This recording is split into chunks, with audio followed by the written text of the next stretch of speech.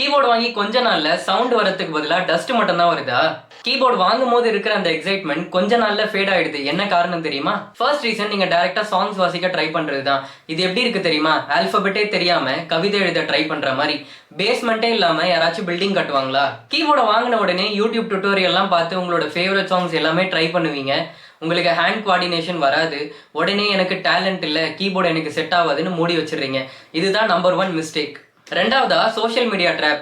இன்ஸ்டாகிராமில் ஒருத்தர் ஸ்ரீவள்ளி பாட்டை சூப்பராக வாசிக்கிறத பார்த்துருப்பீங்க.